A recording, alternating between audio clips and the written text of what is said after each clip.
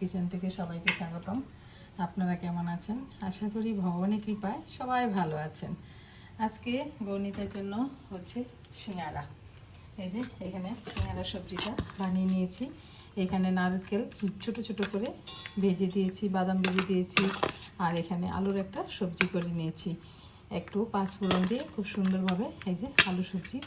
আর এখানে সিঙ্গারার জন্য আমি এখানে বেলে নিয়েছি আর এখন বানিয়ে নিচ্ছি।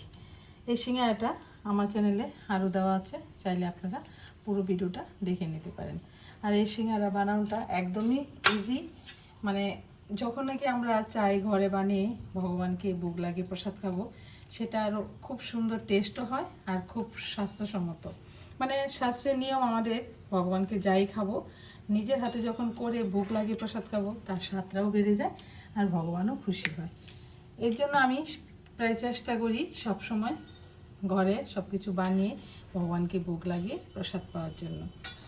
তার জন্য আজকে ইচ্ছে হলো একটু গণিতের জন্য সন্ধ্যার টিফিনে একটু সিঙ্গারা, আলু সিঙ্গারা বানিয়ে নিচ্ছি। আর এখানে এই যে সিঙ্গারাটা এরকমভাবে জল দিয়ে একটু করে নিচ্ছি।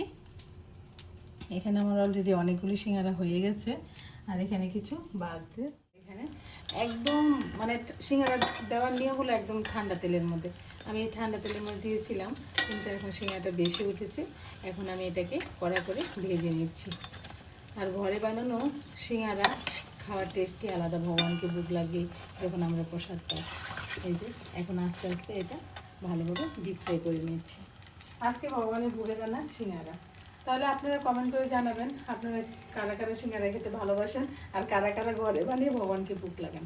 আজকে ভিডিও এখানে শেষ। সবাই ভালো থাকবেন, সুস্থ থাকবেন। আবার দেখা হচ্ছে পরের ভিডিওতে। হরে কৃষ্ণ। এই যে গরম গরম সিঙ্গারা রেডি হয়ে গেল। কত সুন্দর ঘরে বানানো সিঙ্গারা।